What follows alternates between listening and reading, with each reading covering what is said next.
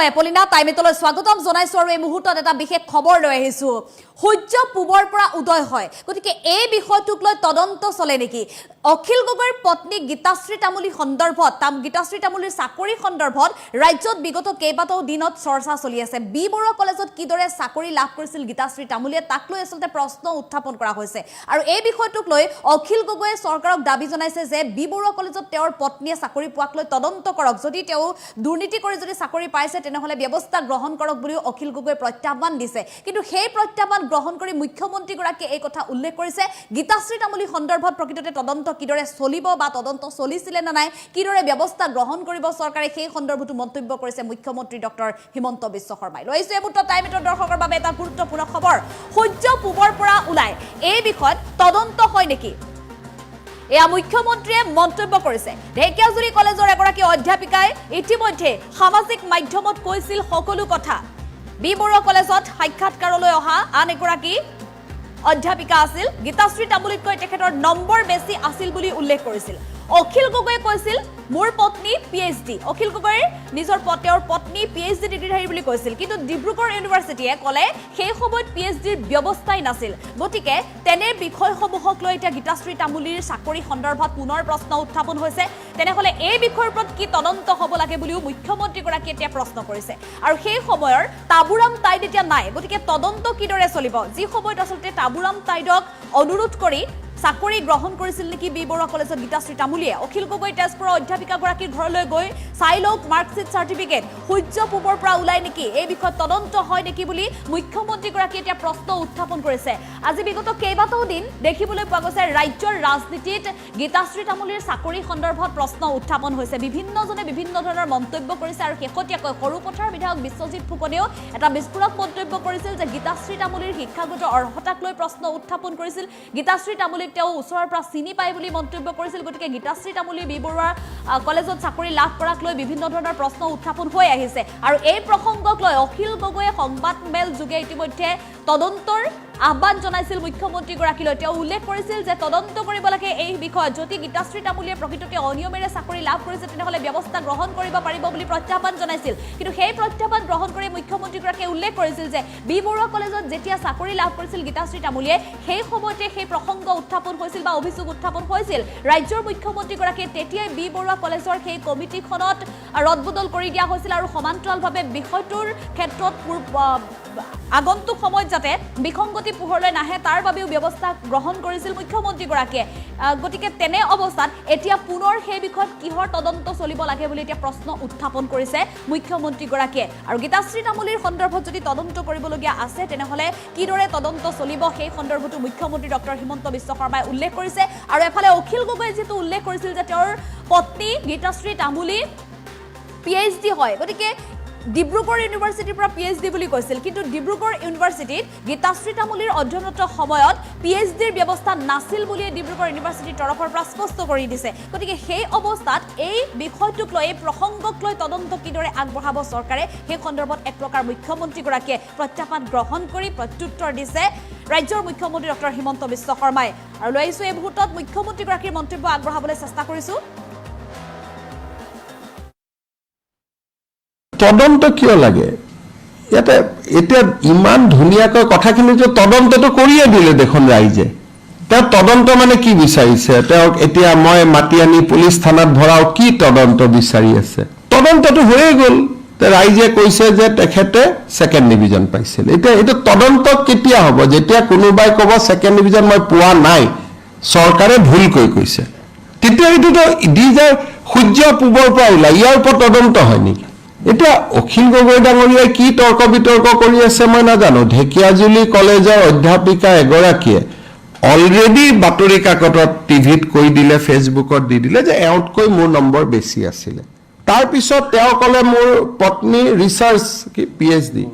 Dibrugarh university কলেজত এতিয়া আমাৰ কোনো পিএইচডিৰ ব্যৱস্থাই নাছিল গ'ল এতিয়া ইয়াৰ ওপৰত কি ইনকুৱাৰী লাগে মই বুজি পোৱা নাই চাকৰিটো ল'লে এটা ইনকুৱাৰী কি কৰিম ইনকুৱাৰী তাবুৰাম তাইড ডাঙৰীয়া আছিল সেই সময়ত এটা মই মৃত মানুহজনক লৈ এটা কি ইনকুৱাৰী কৰিম তেখেতক আনি মই সুধিব লাগিব নেকি যে আপোনাক কোনে সেই সময়ত ৰিকুৱেষ্ট কৰিছিল গতিকে ইয়াত ইনকুৱাৰী কি লা পলাবটো মই ভাবো যে পলুৱাৰ প্ৰশ্নটো ক'ত যদি কথা হ'লহেঁতেন যে নহয় মুখ্যমন্ত্ৰীয়ে ভুলকৈ কৈছে সেই সময়ত তেওঁতকৈ চোকা ছোৱালী কোনো নাছিল এতিয়াতো কি নাম জানো তেখেতৰ মহিলাগৰাকী তেওঁতো জলজলতকৈ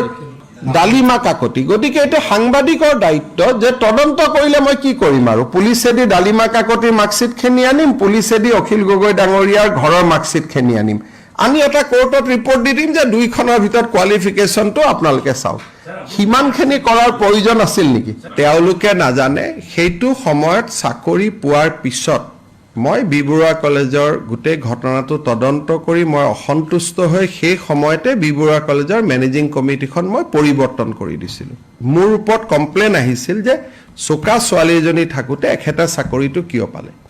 তাৰ পিছতেই মই গভৰ্নিং বডিয়ে মাৰ্কছ দিয়া বস্তুটো মই উইথড্ৰ কৰি দিছিলোঁ এইবোৰ পাৰচেপশ্যন মই ইমান ইংৰাজী নাজানো ভাই মোৰ কথাটো চিম্পল কথা দুখন চাৰ্টিফিকেট আছিল এগৰাকী চোকা ছোৱালীয়ে চাকৰি নাপায় তাতকৈ তলৰ ছোৱালী এগৰাকীয়ে চাকৰি পালে মই বি বৰুৱা কলেজক সুধিলোঁ বোলে চাকৰিটো দিয়েই দিলোঁ ছাৰ তেতিয়াই মই অৰেল নম্বৰটো নোহোৱা কৰি দিলোঁ এইটো নহয় যে মই তেতিয়াও বহি আছিলোঁ তাৰ পিছতে মই প্ৰথমবাৰ অসমৰ কলেজবিলাকত অৰেল নম্বৰটো বন্ধ কৰি দিলোঁ কাৰণ এইখন মাৰ্কশ্বিট অৰেল নম্বৰৰ ওপৰত তেওঁ চাকৰি লৈছিল ইমানেই কথা আৰু এইটো কি ইনকুৱাৰী লাগে মই বুজি পোৱা নাই এইটোতো ইনকুৱাৰী গভৰ্ণমেণ্ট অফিচে টকা খালে ইনকুৱাৰী হয় এইটোতো ভাই এটা নৈতিকতাৰ প্ৰশ্ন মইতো অনুৰোধ কৰিম যে অখিল গগৈ ডাঙৰীয়াই ডালিমা কাকতিৰ ঘৰত গৈ তেওঁৰ মাৰ্কশ্বিটখন চাই ল'ব লাগে ইমানেই কথা সেইকাৰণে ইমান সৰু সৰু কথাবিলাকত ইয়াত আৰু কৈ থাকাৰ কি আৰু মইতো এইবিলাক ক'বও খোজা নাছিলোঁ তেওঁলোকে মানুহবিলাকৰ ঘৈণীয়েকবিলাকৰ পিছত লাগি ফুৰে কি স্বভাৱ এটা উলিয়াই ল'লে মানে ৰাজনীতি কৰিব লাগে ভাই যাৰ লগত যুঁজিব খুজিছ তাৰ লগত যুঁজ আমি ৰাজনীতি কেনেকৈ কৰোঁ আচ্ছা হিমন্ত বিশ্ব শৰ্মা বেয়া মানে অহাবাৰ তেওঁক জালুকবাৰীত হেৰুৱাই দিম মোৰ এতিয়া পৰিবাৰ বাচ্চা 2 বছৰীয়া বাচ্চাকো নেৰা এনেকুৱা পলিটিক্সটো অসমতে চলি আছিলে নহয় সেইকাৰণে এইবিলাক এটা গণ্ডগোল হৈ আছে কাৰ সম্পৰ্কীয় কোন কি কথা এইবিলাক ওলাই গৈ আছে আগতেতো নোলাইছিলে তদন্ত কিয় লাগে ইয়াতে এতিয়া ইমান ধুনীয়াকৈ কথাখিনিতো তদন্তটো কৰিয়ে দিলে দেখোন ৰাইজে তেওঁ তদন্ত মানে কি বিচাৰিছে তেওঁক এতিয়া মই মাতি আনি পুলিচ থানাত ভৰাও কি তদন্ত বিচাৰি আছে তদন্তটো হৈয়ে গ'ল ৰাইজে কৈছে এই সন্দৰ্ভত মন্তব্য কৰিছে যে গীতাশ্ৰী তামুলীৰ চাকৰি সন্দৰ্ভত যেহেতু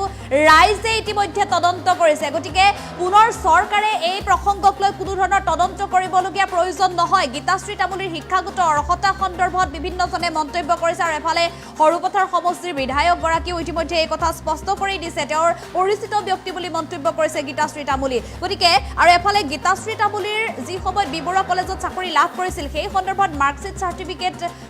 চাৰ্টিফিকেট আগবঢ়াই দি আন এগৰাকী তেজপুৰৰ এগৰাকী অধ্যাপিকাও সেই সন্দৰ্ভত অভিযোগ উত্থাপন কৰিছিল মাৰ্কশ্বিট চাৰ্টিফিকেট প্ৰদৰ্শন কৰি সেই সময়ত মুখ্যমন্ত্ৰীগৰাকীকো এই অভিযোগ উত্থাপন কৰিছিল আৰু লগে লগে মুখ্যমন্ত্ৰীগৰাকীয়ে বি বৰুৱা কলেজলৈ গৈ সেই সন্দৰ্ভত তদন্ত কৰিছিল আৰু তদন্তৰ পিছতে পোহৰলৈ অহাত মাৰ্কশ্বিটৰ ক্ষেত্ৰত বিশেষকৈ গীতাশ্ৰী তামুলীতকৈ অধিক নম্বৰ লাভ কৰা বুলি সেই সময়তে পোহৰলৈ আহিছিল গতিকে তাৰ বাবে ব্যৱস্থাও গ্ৰহণ কৰা হৈছিল কিন্তু গীতাশ্ৰী তামুলীৰ চাকৰিক লৈ বৰ্তমান সময়ত যি প্ৰশ্ন উত্থাপন হৈছে সেয়া নৈতিকতাৰ প্ৰশ্ন বুলিহে উল্লেখ কৰিছে মুখ্যমন্ত্ৰী ডক্টৰ হিমন্ত বিশ্ব শৰ্মাই গতিকে এতিয়া তদন্ত কৰি গীতাশ্ৰী তামুলীৰ বিৰুদ্ধে ব্যৱস্থা গ্ৰহণ কৰি তেওঁক কাৰাগাৰলৈ প্ৰেৰণ কৰাৰ উদ্দেশ্য নহয় ৰাজ্য চৰকাৰ গতিকে এই সন্দৰ্ভত কোনো ধৰণৰ বিতৰ্ক হ'ব নালাগে ৰাজনীতি যদি কৰিবলৈ মন আছে তেনেহ'লে ৰাজনীতি যাৰ সৈতে কৰিব লাগে বা ৰাজনীতিত যিজন ব্যক্তি জড়িত আছে তেওঁলোকৰ লগতে ৰাজনীতি কৰিব লাগে বুলি মুখ্যমন্ত্ৰীগৰাকীয়ে উল্লেখ কৰিছে গতিকে ৰাজনীতিৰ নামত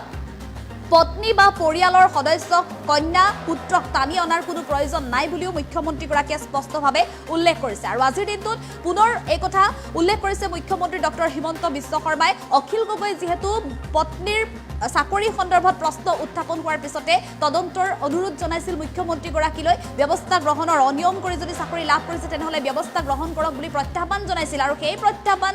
গ্ৰহণ কৰি মুখ্যমন্ত্ৰীগৰাকীয়ে স্পষ্ট কৰি দিছে যে গীতাশ্ৰী তামুলীৰ সন্দৰ্ভত তদন্ত কৰাৰ কোনো প্ৰয়োজন নাই সূৰ্য পূবৰ পৰা ওলোৱাৰ দৰে সত্য হৈছে গীতাশ্ৰী তামুলীৰ বি বৰুৱা কলেজত চাকৰি লাভ কৰা প্ৰসংগ গতিকে সেই প্ৰসংগক লৈ এতিয়া তদন্তৰ কোনো প্ৰয়োজন নাই মাত্ৰ তদন্ত যেহেতু ৰাইজে কৰিছে ৰাইজে ইতিমধ্যে বিচাৰি উলিয়াইছে গতিকে এই ক্ষেত্ৰত অন্য কোনো বিসংগতিৰ বা অন্য কোনো বেমেজালি যাতে পুনৰ সোমাই নাহে ইতিমধ্যে জল পটকৈ পোহৰলৈ আহিছে গীতাশ্ৰী তামুলীৰ সকলো কথা কিদৰে অখিল গগৈয়ে তেওঁৰ পত্নীয়ে PhD লাভ কৰা বুলি উল্লেখ কৰিছিল কিন্তু ডিব্ৰুগড় ইউনিভাৰ্চিটিত সেই সময়ত PhDৰ ব্যৱস্থা ব্যৱস্থাই নাছিল বুলিও এটা সময়ত স্পষ্ট হৈ পৰিছিল গতিকে এই বিষয়ত এতিয়া কেনেধৰণে তদন্ত হ'ব লাগে বুলি এক প্ৰকাৰ অখিল গগৈলৈহে প্ৰশ্ন উত্থাপন কৰিছে মুখ্যমন্ত্ৰী ডক্টৰ হিমন্ত বিশ্ব শৰ্মাই আমি পুনৰ মুখ্যমন্ত্ৰীগৰাকীৰ মন্তব্য আগবঢ়াবলৈ চেষ্টা কৰিম